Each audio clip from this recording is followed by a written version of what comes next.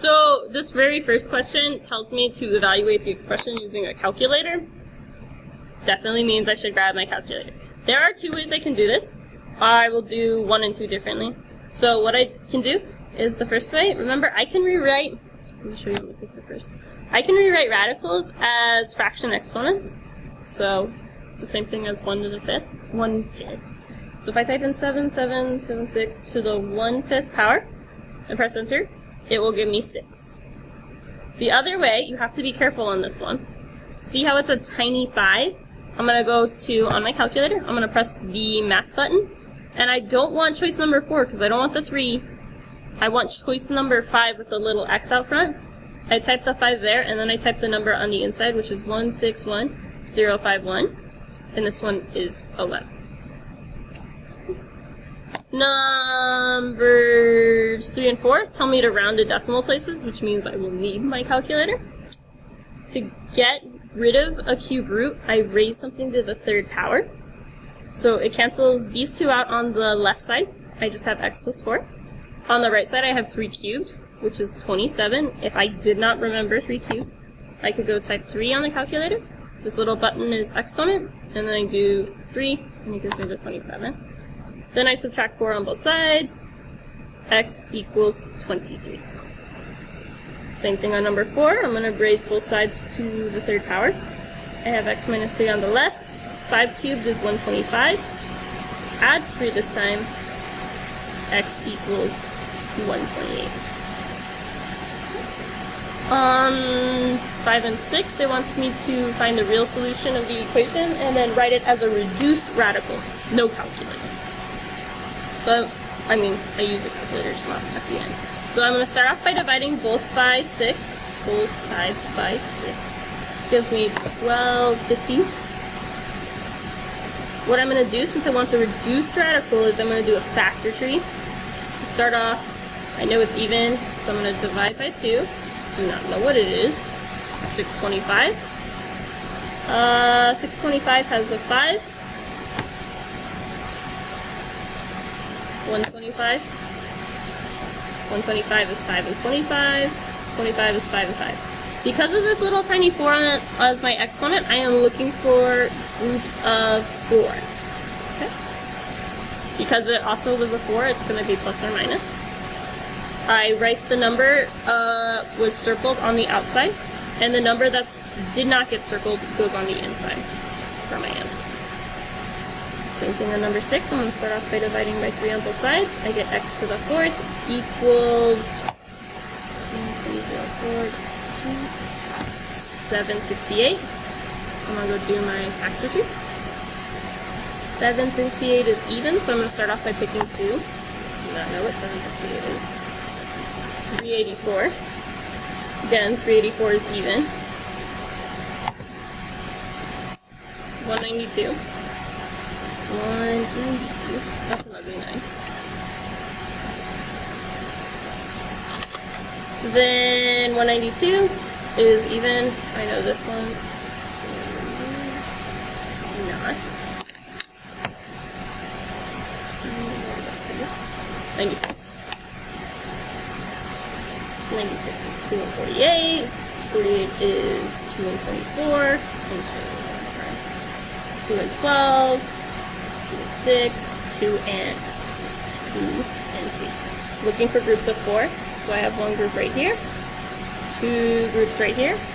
Because I have 2 groups, I multiply them together. So I'm going to get plus or minus again. 2 times 2 is 4. And the 3, oops, I forgot to write my tiny 4 over here. The 3 is left over, goes on the inside. And I want to remember that 4 because it tells me it's a 4th root, so it's originally to a 4th power. Okay, on 7 and 8, these are function operations. A is saying I'm adding the 2 functions, so I'm adding 3x to the 1/2 plus 6x to the 1/2. For these ones, it's just combining like terms, so I just add the numbers up front. It's going to give me 9x to the 1/2. F minus g, I write them, but this time I'm subtracting. So 3 minus 6 is negative 3.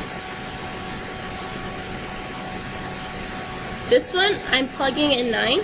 What I'm going to do is I've already found f of x f plus g of x. That was my answer to A. So I'm going to take 9 and plug it into my answer in A.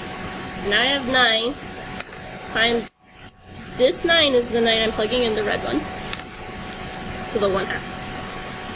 So all I have to do here is I just type into the calculator 9 times 9 to the 1/2, which is 27. Same thing with B and D. I have the equation up here, and I just plug in 81.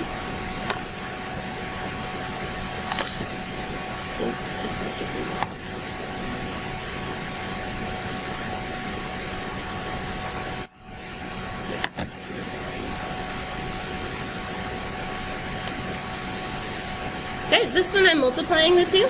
So I have 4x to the 1/2 times 8x to the 2. Another way I can write x squared is 4/2. Remember, 4/2 simplifies to 2. So when I'm multiplying, I multiply the big numbers. 4 times 8 is 32. With my variables, I add my exponents. 1/2 plus 4/2 is 5/2. B, I'm dividing. So I have 4x 1/2 over 8x to the 4/2, so I have them in the same denominator so I can work with them. I simplify. 4 divided by 8 is 2. I'm going to put a 1 as a placeholder on the top.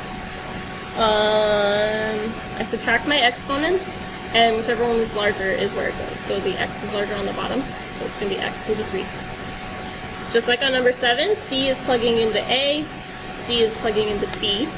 So I have 32 instead of 5/2, plugging in 9.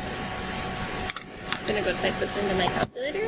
32 times 9 to the 5/2 gives me 7776.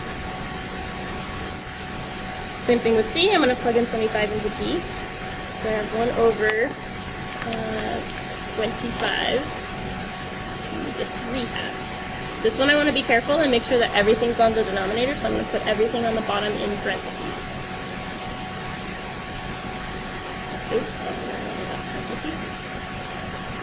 This gives me, I want to turn this back into a fraction because I'm pretty sure the choice has multiple drop-downs. So remember, I go to turn it into a fraction, I press math, and then hit enter twice. Gives me 1 over 250. Moving on. This one is telling me I am depositing money into an account. You will have this formula on the final.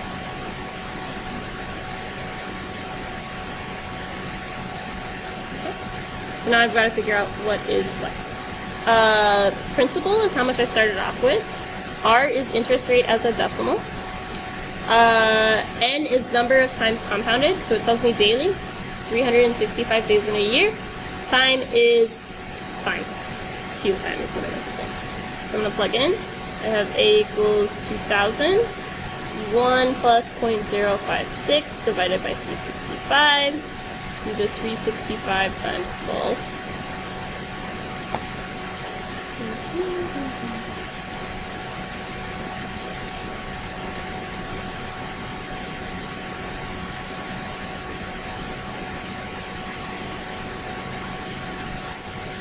Which gives me 3,916. And since this is money, I'm going to round to 2 decimal places. It's a little light. Because there's a 7 next to the 9, that's going to turn it into 10 cents. Same thing on 10. My money is my principal, which I cannot write the letter P for some reason. Then my rate is 0.082. My time is 11, and monthly, there are 12 months in a year. I plug in. So I have A equals 5,000. 1 plus 0.082 divide by 12 to the 12 times 11. I'm going to go type this in the calculator. 5,000 times 1 plus 0.082 to the 12 times 11. What? I forgot to divide by 12 on my interest rate. That's a little more usable. So So this gives me 12,284 and 89 cents. Number 11, it wants me to simplify. Remember, log is in base 10, and this has a 10. These just cancel out and turns into x. Same thing with e and ln. They are opposites. It's the same thing as if I was trying to multiply 5 by 1/5. They cancel out. So this one also is x. Moving on, condensing logarithms. If I have a number out front, it turns into an exponent. So I have log base 3 of 6 plus log base 3 of 4 squared minus log base 3 of 2. I want to figure out what 4 squared is. I apologize for not giving you room. 4 squared is 16, by the way. Okay. Then plus signs turn into multiplication, so I'm going to condense this with log base 3. 6 times 16, subtract is division. So divide by 2. I am going to just type that whole thing on the calculator. 6 times 16 divided by 2, 48. Same thing over here. This is going to turn into an exponent, so I have log base 5 of 4 equals, what? Plus, not equals, log base 5, 3 squared minus log base, that should have been a 5, I didn't change that. Log base 5 of 2. Log base 5 of 4 plus log base 5 of 3 squared is 9. And this is the same. Then I multiply, so I have log base 5, 4 times 9 is, I'm not going to just do that, I'm going to write it all. And subtract turns into division. Then I'm going to type this in the calculator. Let's go with log base 5. 4 times 9 divided by, not 9, what's 4 times 9 divided by 2, 18. So log base 5 of 18. Okay, 15 and 16 want me to solve the logarithmic equation. Remember, opposite of logarithms are exponents. So basically these two things just switch places and the word log goes away. So it's going to be 3 squared equals x minus 3. 3 squared is 9. X minus 3, this turns into a regular equation that you've seen in Algebra 1. I add 3 to both sides. X equals 12. Same thing over here. These are going to switch places, so now it's going to become 5 cubed equals x plus 4. 5 cubed is 125. Subtract 4 on both sides. 121 equals x. 17 and 18 want me to simplify my expression. To do this, I need to factor both the numerator and the denominator, or the top and the bottom. I'm looking for what multiplies to negative 6 and adds to positive 1. It's going to be negative 2 and positive 3. Same thing with the denominator. Multiplies to negative 8, adds to 2. So that's going to be negative 2 and positive 4. I'm looking for what cancels out, the two negative 2's. So then I have x plus 3 on the top and x plus 4 on the bottom for my final answer there. Same thing, 18. Multiplies to 12, adds to 7. That's going to be 3 and 4. And then, for some reason, I gave you the same denominator, so I already know how that factors. My x plus 4's cancels out this time, and I have x plus 3 over x minus 2. On these ones, they want me to find the domain, vertical asymptote, range, horizontal asymptote. Remember, these two are the same, and these two are the same. To find my domain, I take the denominator, x plus 3 equals 0. I solve it. It gives me x equals negative 3. Remember, I was supposed to, I'm sorry, I made a mistake. It was supposed to be not. So this is going to be all real numbers except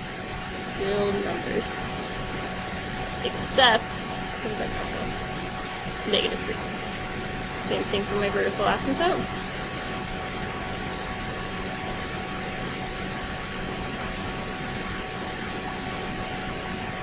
My range is going to be the number at the end. So, all real numbers except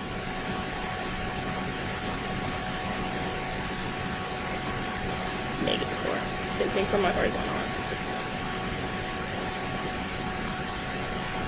I guess I'm going to have to word numbers this time. Same thing over here. I'm going to set my denominator not equal to 0.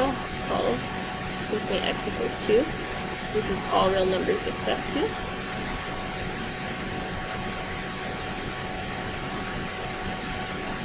Same thing for my vertical asymptote.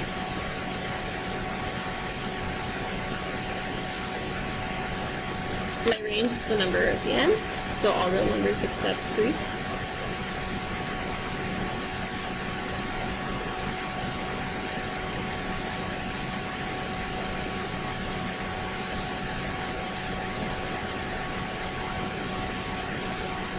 Okay.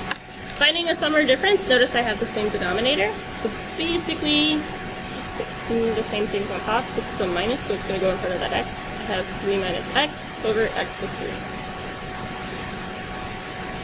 Over here, it's a plus sign, so it's x plus 2 over x plus 4. Nothing too hard. On 23 and 24, it wants me to solve for the variable. I cross multiply, so I'm going to have 5 times x minus 3 equals 4 times x plus 4. I distribute in, so I have 5x minus 15, 4x plus 16 on the other side. It's back to being an Algebra 1 problem. Subtract 4x on both sides. I get x minus 15 equals 16. Add 15 to both sides. And I have x equals 31 for number 23. 24, same thing. I'm going to cross multiply. I have 7 times x minus 5 equals 6 times x minus 2. Distribute, so I have 7x minus 35 equals 6x minus 12. I'm going to subtract 6x on both sides. Remember, if you wanted to move your numbers first instead, that would have been okay. I add 35 to both sides. This time I get x equals 23. Okay. LCD is just taking the two things on the denominator and multiplying them together, so 7 times x, which is 7x. I'm going to go through and I'm going to multiply my entire equation by 7x. Don't know why I wrote this in the series. Because I was just going to write 7x in front of everything. Should have been an x, not a 7. Okay, then I'm just going to cross out what I have on the top and bottom. So I have x's here, 7's here, x is here. So this one is 7 times 3, which is 21. 2 times x, which is 2x. And 5 times 7, which is 35. Back to being an Algebra 1 problem. I'm going to subtract 21 on both sides. I have 2x equals 14. Divide by 2.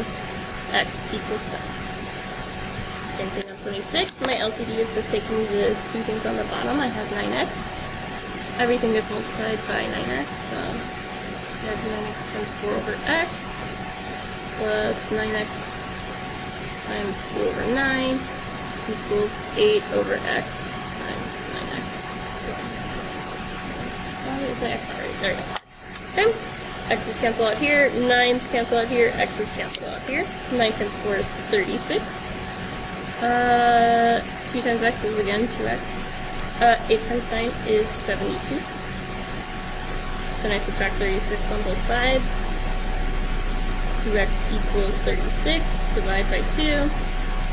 X equals 18.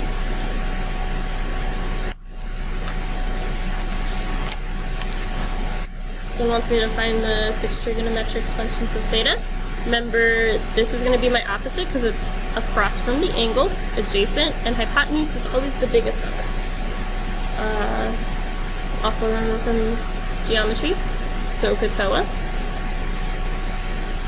And the sine, these ones are all opposite the column of what they are.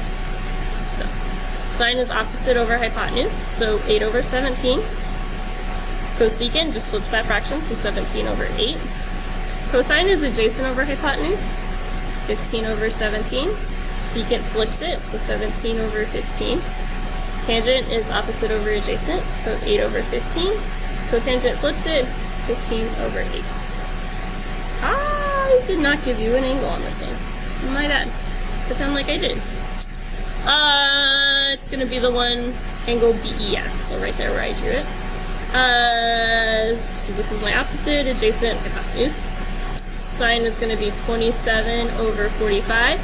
I've been sitting alone by myself.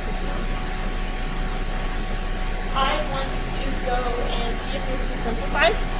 On the other one, I could tell they wouldn't because numbers like 17 are prime. So I'm going to do on my calculator, I'm going to do 27 divided by 45. Gives me a decimal. Remember, I go back to math fraction to turn it into one. 3 over 5, which I'm just going to flip for my cosecant. Cosine is going to be 36 over 45. I math fraction it, which turns into 4/5. Secant flips it. 5 over 4. Tangent is opposite over adjacent, so 27 over 36. Math fraction it, 3/4. And cotangent flips that, so 4/3. Okay. Number 29 wants me to convert from radians to degrees. That means I'm going to multiply by 180 over pi. Once I have this, my pi's will cancel out. And I just multiply 3/5 times 180. 3/5 times 180, which gives me 108. Same thing over here. Multiply by 180 over pi. Pi's will cancel out. So I have, just stop putting the calculator right in front of me. 8/3 times 180, which gives me 480 degrees. I should have been including the degrees in this, my bad. Okay. On number 31, it wants me to find coterminal angles, one positive, one negative. To find my positive, I add 360, so I have 245 plus 360, which gives me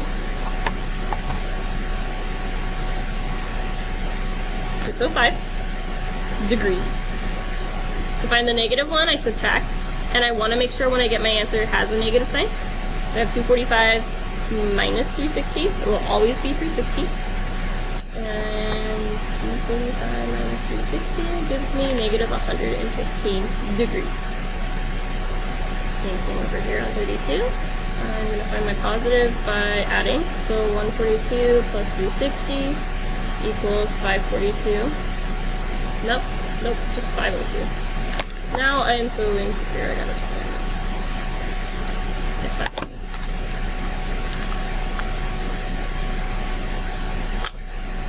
Okay, then I go do the same thing with negative. I have 142 minus 360.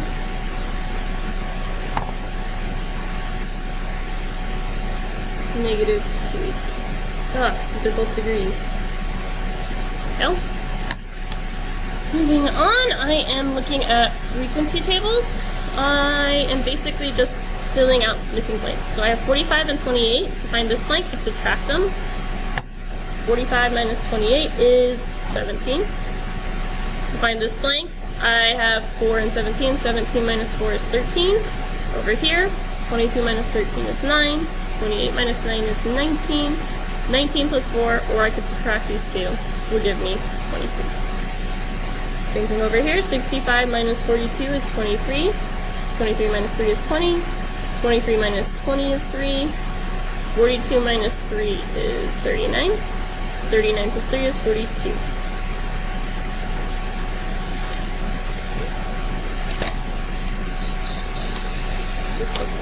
Just double check. This one wants me to identify key characteristics of the graph. Period is how long it takes to repeat. So from here to here is where it's going to start repeating. Kind of hard to see, but right here it is pi. My amplitude is how high it's going from this point. So from here to here is 2 away. I could also figure that out by looking at my 2 in front of the equation. Phase shift is how much it's moving left or right. Because there are no parentheses in this equation, there is none. Vertical shift is my number at the end. So up 4. Domain is always all real numbers.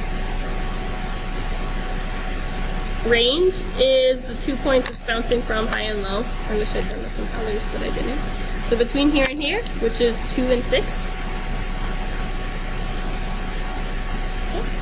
Same thing for number 36. My period is how long it takes to repeat. So from here to here, which is 2 pi. Amplitude is how much it's bouncing between here and here, or the number out front, so 4. Phase shift, no parentheses, so none. Phase shift and parentheses both start with P, so we'll look out for that. Vertical shift, number at the end, it's -2, so it's down 2.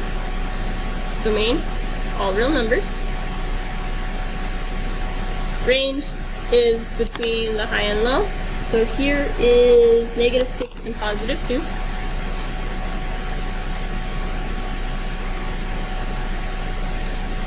Numbers 37 and 38 are looking at the spinner. It's telling me it's divided into equal parts. There's 8 pieces.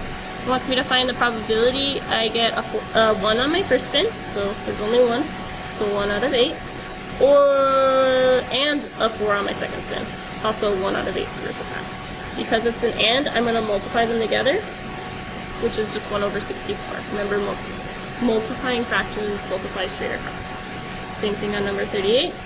A 2 on my first spin is a 1 out of 8 chance. A 3 on my second spin is 1 out of 8. Multiply them together, 1/64.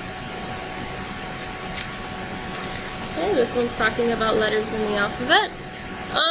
Wants the probability to be a vowel for my first thing. So there are 5 out of 26 letters in the alphabet. Then it wants it to be in the word computer. There are 8 letters in the word computer. Probability of A and B means it's a vowel in the word computer. So if I look at the word computer, there's O, U, and E. That's 3 out of 26. Probability of A and B, A or B, is I add all my fractions together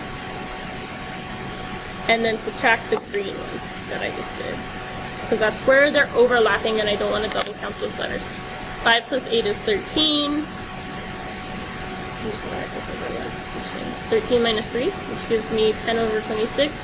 And I'm pretty sure on the test it wants a decimal here. So what I'm going to do is I'm going to do 10 divided by 26, which is 0.385, because I want to round it to 3 decimal places. Same thing on number 40. This time it wants it to be a consonant. That's everything that's not a vowel. So that's just going to be 21 out of 26. This pen cannot die. I'm going to make it do this for you again. Then it wants it to be in the word mouse. There's 5 letters in the word mouse. The probability of A and B is consonants in the word mouse, so other letters. This is 2 out of 26. So I add my 2 fractions. I have 21/26 plus 5/26 minus 2/26. 21 plus 5 is 24 minus 24 minus 2/26, which is 22/26. Type this into the calculator. What? How did I get 24? 21 plus 5 is 26. And this should have given me 25. Make sure on the real final you check your work. You don't be like me and rush through things. 24 divided by 26 is 0.923.